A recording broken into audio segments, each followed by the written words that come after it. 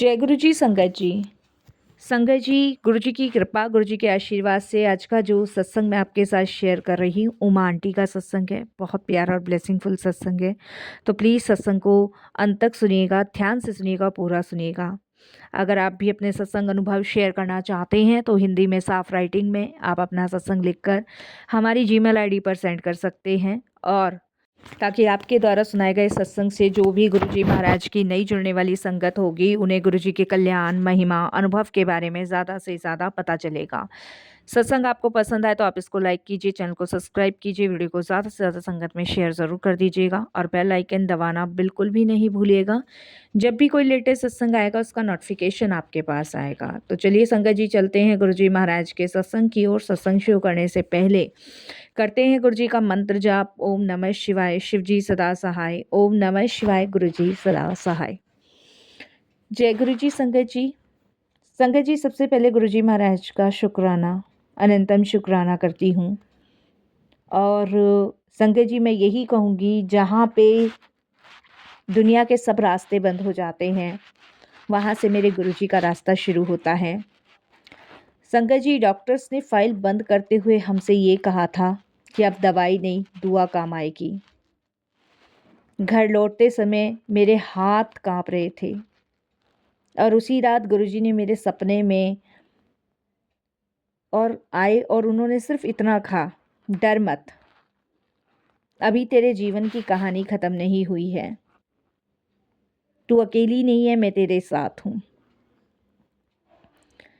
संगत जी, गुरुजी किसी न किसी माध्यम से आपके कष्ट काटने आते ही आते हैं, और मेरे कष्टों को काटने के लिए गुरुजी ने मुझे बहुत ब्लेस किया।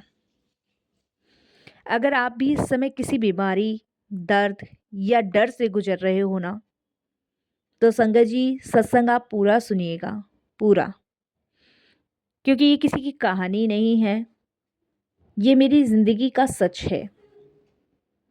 और ये एक ऐसा सच है जिसे सुनने के बाद आपके अंदर तक की आत्मा कांप जाएगी। संगत जी, मैं बिल्कुल ठीक थी, बिल्कुल ठीक, हंसती मुस्कुराती जैसे बाकी सब होते हैं। घर परिवार, जिम्मेदारियां, सब चल रहा था। भगवान की कृपा से किसी भी चीज़ की कोई कमी नहीं थी घर में, सब कुछ ठीक था, सब कुछ ठीक। लेकिन अचानक शरीर ने साथ छोड़ना शुरू कर दिया। पहले हल्का सा दर्द, फिर कमजोरी, और फिर वो जब एक ऐसा दिन आया मेरे जीवन में जिसने मेरी नींद छीन ली। और जब डॉक्टर्स ने मुझे रिपोर्ट दी, और रिपोर्ट में डॉक्टर ने नाम लिया एक ऐसी बीमारी का जिसका नाम सुनते ही मेरे घर में एक सन्नाटा सा छा गया। रातों को नींद नहीं आती थी, दिन में झूठी हंसी दिखाती थी, बच्चों के सामने मजबूत बनी रहती थी, लेकिन संगत जी बाथरूम में जाकर रोती थी। सबके सामने स्ट्रांग बनती थी, लेकिन अंदर से टूटी हुई थी, बिखरी हुई थी, मानो जैसे कि कितना बड़ा झटका मुझे लगा है, बहुत बड़ा झटका। संगत जी, मेरे अंदर डर, पैसा और मेरा टूटता हौसला देख के मैं अंदर से टूट रही थी। मेरा इलाज शुरू हुआ। एक डॉक्टर, दूसरा डॉक्टर, तीसरा डॉक्टर, पता नहीं कितने डॉक्टर, फिर बड़े बड़े अस्पतालों के चक्कर, रिपोर्ट पे रिपोर्ट, दवाइयों का ढेर, और हर दवा के साथ मेरा डर भी बढ़ता जा रहा था। घर में पैसों की चिंता और मन में मौत का डर।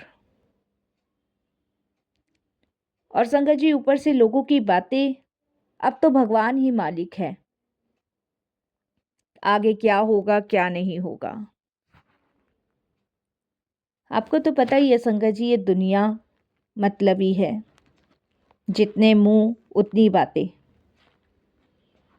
मैं सोचती थी क्या भगवान सिर्फ आखिरी सहारा है, क्या उससे पहले कुछ भी नहीं होगा मेरे जीवन में, क्या सारी उम्मीदें ही खत्म हो गई है मेरे जीवन में, कुछ बचा ही नहीं है। काश भगवान आके मुझे ठीक कर दे। कहते हैं ना संकट जी, जब सब साथ छोड़ देते हैं, जब सारी चीजें पीछे हो जाती है, तब गुरुजी आपके साथ होते हैं और तब भगवान किसी भी रूप में आपके जीवन में आते ही आते हैं। ये मत सोचो संगत जी कि सांसें हमारी वजह से चल रही है, ये शरीर हमारी वजह से चल रहा है, ये वातावरण हमारी वजह से चल रहा है, ये पूरी दुनिया हमारी वजह, नहीं, कुछ भी हमारी तरफ से नहीं चल रहा। ये सब भगवान की कृपा से चल रहा है। हमारे पास अपना कहने को कुछ भी नहीं है, कुछ भी नहीं जिसे हम अपना कह सके। एक दिन किसी ने धीरे से मुझे कहा कि तुम गुरुजी के यहाँ क्यों नहीं गई। मैंने नाम सुना था, लेकिन उनके प्रति मेरा मन में विश्वास नहीं था। नाम तो मैं गुरुजी का बहुत टाइम से सुनती आ रही थी, पर विश्वास बहुत कम था। मैंने कहा अब कहाँ जाऊं, सब जगह तो जाके देख लिया, हर जगह धक्के खा लिए, हर जगह चली गई, कहीं कुछ नहीं हो रहा, तो यहाँ जाके क्या करूंगी। जब टूट जाता है ना इंसान संगत जी, तब उसके मन से यही निकलता है, और विश्वास तो गुरुजी में था ही नहीं, तो संगत जी मन ही नहीं था वहां जाने का। उन्होंने मुझे कहा कि अब कहाँ जाओगी, हर जगह जाके तुमने देख लिया और तुम्हें कुछ मिला भी नहीं, तो एक जगह और चली जाओ। जब कुछ नहीं बचता तब गुरुजी ही बुलाते हैं, जब कोई सहारा नहीं होता तब गुरुजी ही बचाते हैं। उस रात मैंने पहली बार दिल से कहा, अगर सच में कोई है तो बस एक इशारा दे दो। अगर गुरुजी आप सच में हो ना, तो एक इशारा दे दो। सुनती तो बहुत पहले से आई थी, लेकिन कभी गई नहीं थी, क्योंकि विश्वास नहीं था। और मेरा मानना यही है संगत जी, जब तक आपके अंदर विश्वास जागृत ना हो जाए, तब तक आपका कहीं भी जाना बेकार है, कहीं भी। संगत जी, फिर अचानक से मन में आया कि नहीं, मुझे यहाँ जाना चाहिए, एक बार होकर आना चाहिए। उस टाइम तो नहीं संगत जी, लेकिन अगले हफ्ते मैं उनके दर्शन के लिए पहुंची। मेरे शरीर में ताकत तो नहीं थी, लेकिन दिल में एक उम्मीद थी। जैसे ही मैं गुरुजी के दरबार पहुंची, गुरुजी की तरफ देखा, तो लगा जैसे वो सीधे मेरे अंदर देख रहे हों। मुझे ऐसा फील हो रहा था कि उन्होंने मुझसे कहा तो कुछ नहीं, बस वो मुझे देख रहे हैं। और गुरुजी को देख के मुझे बड़ा सुकून मिला। गुरुजी के स्वरूप को देखने के बाद मेरी आंखों से अपने आप आंसू बहने लगे। उस दिन कोई चमत्कार तो नहीं हुआ संगत जी, लेकिन एक चीज़ ज़रूर हुई उस दरबार में। जो मेरे अंदर डर था ना, वो कहीं ना कहीं ख़त्म हो गया। वो कहीं ना कहीं इस कदर ख़त्म हो गया कि मुझे लगा ही नहीं कि मेरे अंदर कोई डर भी बैठा हुआ है। संगत जी, बीमारी तुरंत तो ठीक नहीं हुई, लेकिन शायद ये मेरा समय था परीक्षा का। इलाज चलता रहा, दर्द भी रहा, कभी मन करता सब छोड़ दूं, लेकिन हर बार मेरे अंदर से एक आवाज आती, वो भी गुरुजी की, घबराना नहीं है, मैं हूं। मैं रोज उनके सामने बैठती, अपनी बीमारी को रख देती। डेली डेली का काम था मेरा। कोई सवाल नहीं, कोई मांग नहीं, बस भरोसा। बस वहां बैठती और बैठ के उनको देखती और रोती। संगत जी, विश्वास और भरोसा करने के बाद चमत्कार तो नहीं हुआ जीवन में, लेकिन बदलाव जरूर हुआ। और एक ऐसा बदलाव हुआ जिसे हम चमत्कार का भी रूप कह सकते हैं, जिसे हम गुरु कृपा भी कह सकते हैं, जिसे हम गुरु ब्लेसिंग्स भी कह सकते हैं।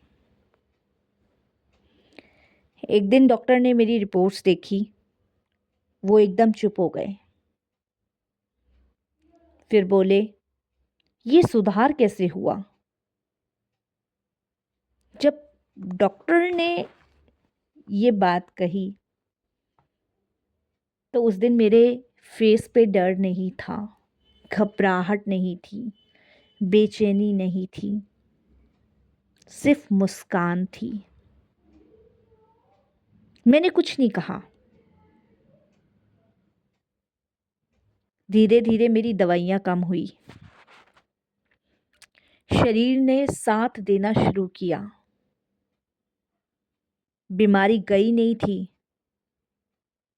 लेकिन हार मान चुकी थी। आप समझ सकते हैं संगत जी कि गुरुजी जब हमारे कष्ट काटते हैं ना, तो वो ऐसे हमारे कष्ट काटते हैं कि वो जड़ से ही चीज़ों को ख़त्म करते हैं।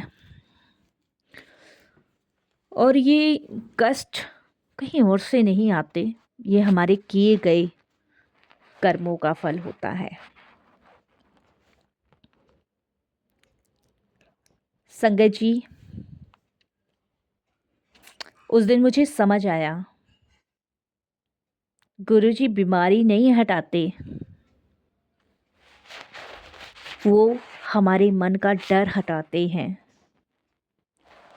और जब डर चला जाता है ना, तो शरीर खुद लड़ना सीख जाता है। बीमारी एक सजा नहीं होती, वो हमें अंदर से तोड़कर भरोसा सिखा देती है। और जब भी हमें कोई परेशानी या समस्या होती है, आपने देखा होगा संगत जी, चाहे वो बीमारी हो, चाहे वो फाइनेंशियल प्रॉब्लम हो, चाहे वो घरेलू झगड़े हो, व्यापार में नुकसान हो, किसी भी चीज़ में हो, वो हमें भगवान के बहुत करीब ले आती है। अगर जीवन में सभी चीज़ें खुश शांतिपूर्वक होगी, तो हम ईश्वर से कभी नहीं जुड़ पाएंगे, कभी भी नहीं। और यही हमारे जीवन की सबसे बड़ी गलती होती है। इसीलिए कुछ चीज़ें जीवन में जब भी होती है, जब भगवान का, गुरु का, ईश्वर का बुलावा होता है।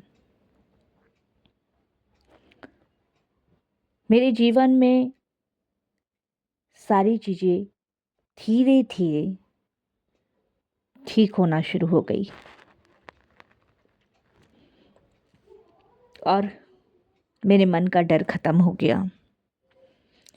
ये सत्संग संगत जी हमें सिर्फ यही सिखाता है कि हमें कभी भी डरना नहीं है, हमें सीखना है, हमें लड़ना है, अपने आप से लड़ना है और अपने आप को प्रभु के चरणों में समर्पित करना है। और फिर आप देखिएगा कि कैसे आपका विश्वास, भरोसा अपने गुरु के प्रति बढ़ता है। अगर आज आप या आपके घर में कोई भी बीमारी से जूझ रहा है, अगर डॉक्टर्स ने उम्मीद कम कर दी है, तो एक बात याद रखना, गुरुजी आखिरी नहीं, सबसे पहला सहारा है। आप अकेले नहीं हैं और ना ही अपने आप को कभी अकेला समझिए, क्योंकि आपके साथ पूर्ण गुरु हैं जो आपके छोटे बड़े हर कष्ट, हर दुख में आपके साथ हैं, जो आपको हर परेशानी से निकाल रहे हैं। बस संगत जी, यही मैं अपनी वाणी को भी विराम करूंगी गुरु जी के मंत्र जाप से। ओम नमः शिवाय, शिव जी सदा सहाय। ओम नमः शिवाय, गुरु जी सदा सहाय।